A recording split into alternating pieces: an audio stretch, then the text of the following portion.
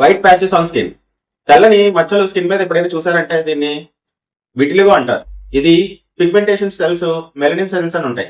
ఇవి ఎప్పుడైతే ప్రొడక్షన్ ఇబ్బంది పడడం కానీ, కొద్దిగా తక్కువ ప్రొడ్యూస్ అవడం కానీ, ఉన్నవి మళ్ళీ అటాక్ కి గురయ్యి ఆ ఏరియా అంతా వైట్ పిగ్మెంటేషన్ జరుగుతూ ఉంటుంది. ఇదేదో ఇన్ఫెక్షన్ వల్ల లేకపోతే ఇంకేదో ఎవరో శాపం పెట్టడం వల్ల ఇది రాదండి.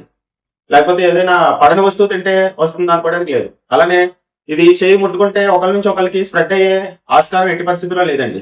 ఇది కేవలం ఒక ఆటో ఇమ్యూన్ కండిషన్. అంటే మన బాడీ ట్రిగర్ అయ్యి ఆ మెలనోసైట్స్ ని వాటిని కిల్ చేయడం లేకపోతే ప్రొడక్షన్ తగ్గించడం వల్ల ఈ విటిలిగో అన్నది రావడం వస్తుంది. అలానే ఈ విటిలిగో అన్నది స్టార్ట్ అవడానికి సర్టెన్ ఏజ్ అంటూ లేదండి. ఏ ఏజ్ లో అన్నా కానీ ట్రిగర్ అవ్వచ్చు, ఏ ఏజ్ లో అన్నా కానీ బ్యాడ్ అవ్వచ్చు.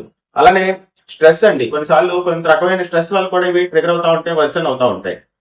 ఖచ్చితంగా ఈ విటిలిగో అన్నది ఎర్లీ స్టేజ్ లో ఐడెంటిఫై చేసినప్పుడు మా దగ్గరికి వస్తే అద్భుతంగా ట్రీట్ చేసుకోవడానికి అవకాశం ఉంది. చూస్ హోమియోపతి మా దగ్గరికి వచ్చినట్టయితే మీరు ఈ విటిలిగో బారిన కంప్లీట్ గా బయటకు రావడానికి ఆస్కారం ఉంది.